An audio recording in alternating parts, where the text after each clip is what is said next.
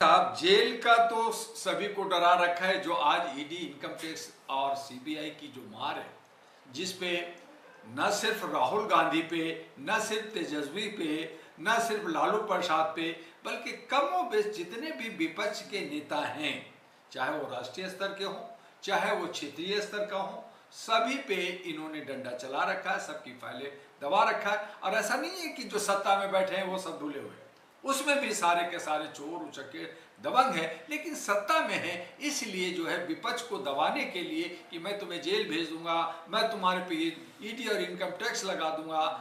अगर यही डर से चुनाव अगर होगा तो फिर जनता जाएगा कहां?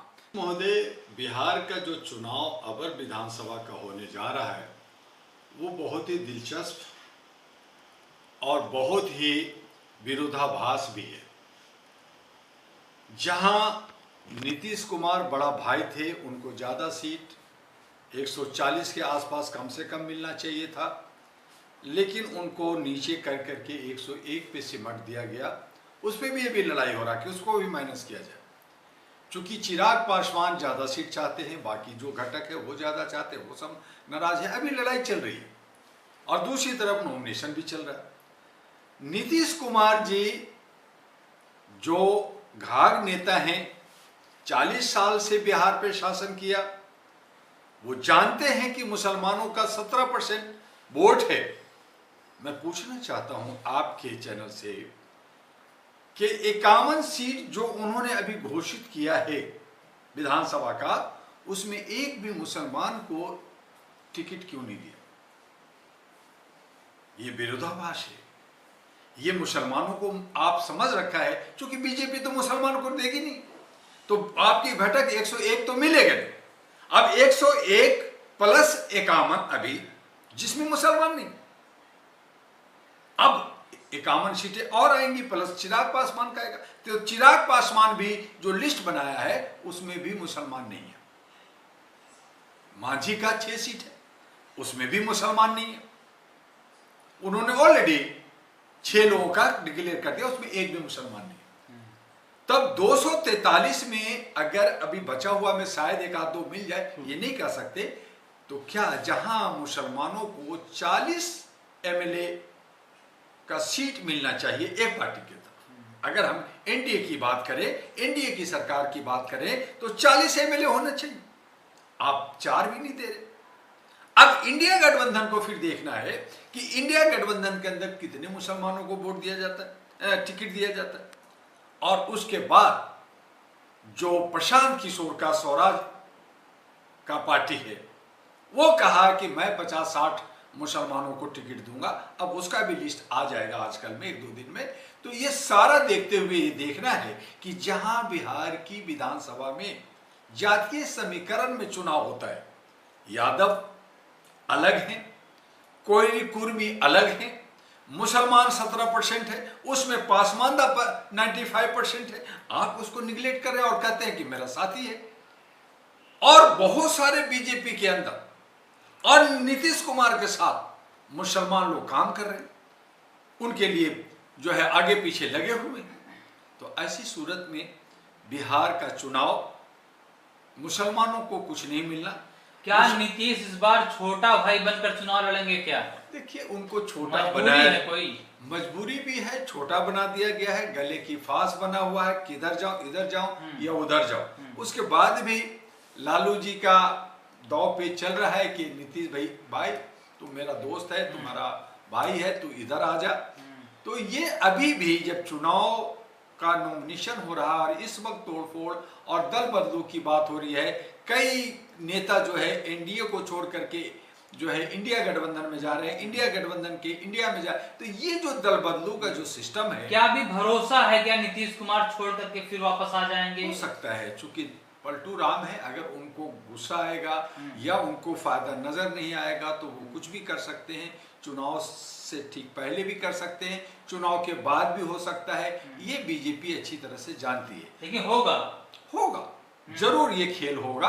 और नीतीश कुमार को जब फायदा नहीं मिलेगा तो जीतने के बाद भी अगर सरकार इधर बन रही हो, इंडिया गठबंधन की तरफ बन रही हो और इनको कुछ मिल जाए, तो वो छोड़ सकते हैं, पलटू राम बाद में भी हो सकते हैं। लेकिन लोग कह रहे हैं कि नीतीश कुमार को डर है कहीं जेल न चले जाए, इसीलिए वो कुछ बोल नहीं रहे हैं। देखिए साहब, जेल का तो सभी को डरा रखा है। जो आज ईडी, इनकम टैक्स और सीबीआई की जो मार है, जिस पे न सिर्फ राहुल गांधी पे, न सिर्फ तेजस्वी पे, न सिर्फ लालू प्रसाद पे, बल्कि कमोबेश जितने भी विपक्ष के नेता हैं, चाहे वो राष्ट्रीय स्तर के हों, चाहे वो क्षेत्रीय स्तर का हो, सभी पे इन्होंने डंडा चला रखा है, सबकी फाइलें दबा रखा है। और ऐसा नहीं है कि जो सत्ता में बैठे हैं वो सब धुले हुए, उसमें भी सारे के सारे चोर उचक्के दबंग है, लेकिन सत्ता में है इसलिए जो है विपक्ष को दबाने के लिए कि मैं तुम्हें जेल भेज दूंगा, मैं तुम्हारे पे ईडी और इनकम टैक्स लगा दूंगा। अगर यही डर से चुनाव अगर होगा तो फिर जनता जाएगा कहाँ? जनता तो बेचारी परेशान हो गई है कि यही एक थाली के चट्टे बट्टे लोग, यही सारे पुराने लोग जो जंगल राज बिहार को बना रखा, बिहार को दबा रखा, बिहार का विकास खत्म कर रखा, यही सारे लोग, चाहे इंडिया में हो, इंडिया में हो, ये लोग हैं। नए को चेहरा नहीं मिल रहा। एक उम्मीद और एक आस बनी थी कि प्रशांत किशोर एक नया चेहरा लेकर नए तरीके से काम करेगी, जहां पे वहां पे भी एक जातीय का समीकरण बन गया है, उसमें भी मुसलमान डिवाइड हो गए हैं, अन्य लोग डिवाइड हो गए हैं, और 38% जो हमारे दलित समाज के लोग हैं, जिसमें नाई समाज के लोग हैं, जो अति पिछड़ा लोग हैं, वो लोग कहां जाएं? अगर 38% एक जगह हो करके उनको कोई विकल्प मिल जाए, अभी भी विकल्प नहीं मिल रहा, तो समीकरण क्या, बहुत कुछ उल्टा पुल्टा हो सकता है। उसमें तेजस्वी भी जाएंगे, उसमें नीतीश भी जाएंगे, उसमें जो है प्रशांत किशोर भी जाएंगे, और एक नया समीकरण बन सकता है जो दिल्ली के अंदर केजरीवाल का बना था, और केजरीवाल का जो बना था उसी पैटर्न पे आज प्रशांत किशोर गेम खेल रहा है। लेकिन देखते हैं बिहार का क्या होगा। अमित शाह कुछ दिन पहले भी बिहार गए थे, तो उन्होंने कहा कि तेजस्वी यादव को चुनाव लड़ने के लायक ही नहीं छोड़ेंगे। और इससे पहले अभी IRCTC मामले जो घोटाला चल रहा है, उसमें लालू यादव को सुप्रीम कोर्ट से तारीख मिली है, इसमें बिल्कुल समन गया है उनको एक। तो ये सारा देखिए, सत्ता पद जो है होम मिनिस्ट्री के अंदर सुप्रीम कोर्ट भी आता, सभी आता है। आज कोर्ट भी दबाव में सुप्रीम कोर्ट के अंदर है। जहां सोनम वांगचुक को जमानत दे देना चाहिए था, उनको जमानत नहीं मिला ट्यूसडे को, पिछले दिन ही, और उनको फिर डेट दे दिया 29 को। तो ये डेट पड़ने का मतलब है कि आप उनको जमानत नहीं देना चाहते। इसी तरह से आज जब छोटे का ये हालत है, तो जो विपक्ष में जितने नेता हैं, चाहे वो तेजस्वी हो, चाहे वो अन्य लोग हो, उनको घेर रखा। आज बीजेपी प्रशांत किशोर पे क्यों नहीं कुछ बोल रही है, आज ओवैसी पे क्यों नहीं बोल रही है? क्योंकि वो सब बीजेपी का ही बी टीम है। तो इस तरह से बीजेपी जो देख रही है कि मैं चिराग पासवान, जीताराम मांझी, ओवैसी और प्रशांत किशोर और बाकी लोगों के सहयोग सपोर्ट से, और अगर जो है नीतीश कुमार धोखा भी दिया, बदल भी गया, तब भी इतना प्रेशर दबाव बना दूं कि ये भाग न सकें, और इस तरह से ये घेरावा बना करके, इस तरह का समीकरण बना के, इस तरह से ये कूटनीति बना करके सत्ता एनडीए चाहती है बिहार में। लेकिन अब जनता पर निर्भर करता है कि एनडीए को सरकार में आना चाहिए या किसी और को, ये देखना है। आप भी और हम भी इंतजार में। क्या अवैसी को सब लोग कहते हैं कि बी टीम है बीजेपी का, इस बात में सच्चाई है? बिल्कुल सही है, क्योंकि पहले भी इन्होंने खामोश रहे, 5 एमएलए इनका रहा, अभी ये 32 सीटों पर लड़ने जा रहे हैं मुसलमान क्षेत्र में, और मुसलमान को चाहिए कि ओवैसी को साथ दें, उनको जिताएं, लेकिन वहां बटे हुए हैं कुछ घटक। मैं अभी बिहार से कुछ दिन पहले होके आया हूं, फिर मैं जा रहा हूं, और वहां पे सारी चीजें की समीकरण पे मेरी नजरें हैं। वहां मुसलमान जो 17% है, वहां जो दलित जो 38% है, वो सब इतने बटे हुए हैं, इतने बटे हुए हैं कि वो सब चाह रहे हैं कुछ मिल जाए, पैसा मिल जाए, शराब मिल जाए, कुछ और मिल जाए, और मुर्गा चिकन मिल जाए।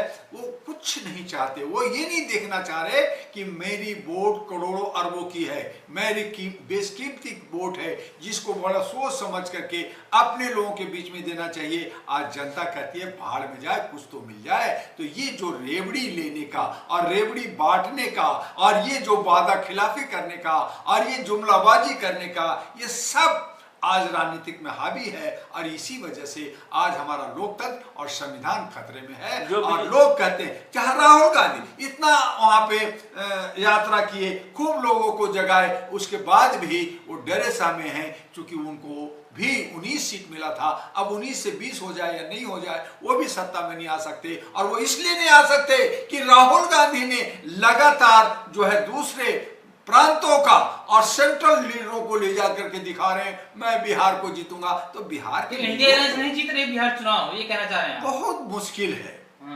बहुत कांटे की टक्कर है उसमें। कांग्रेस का हालत बहुत बुरी है। तेजस्वी अपने दम पे आगे बढ़ना चाहता है। तेजस्वी को भी चूंकि पिता और केस और फाइल और घेराव और इस तरह से जो बैलेट और जो कुछ जो हमारा पोस्टल से जो वोट आता है उसमें चोरी कौन करेगा? वो गृह मंत्री करेगा, क्योंकि गृह मंत्री के अंदर में सारे डीएम होते हैं, एसडीएम होते हैं। इलेक्शन कमीशन भी सत्ता को साथ दे रही है। तो ऐसी सूरत में 2 दिन बाकी है नॉमिनेशन को। अभी इंडिया अलायंस में भी सीट बंटवारे और टिकट बंटवारे को लेकर के भी खींचतान चल रहा है। देखिए, क्योंकि ये पहले चरण का जो 6 नवंबर का वोटिंग होना है उसका अभी नॉमिनेशन हो रहा है, उसमें ये होगा। उसके बाद में 2-4 दिन सेकंड के लिए टाइम मिलेगा। तो ये जो इसमें मारामारी खींचातानी हो रहा है, तो ये सब लीडर लोग हैं, 1 घंटे में 4 बजे 5 बजे नॉमिनेशन करा लेते हैं।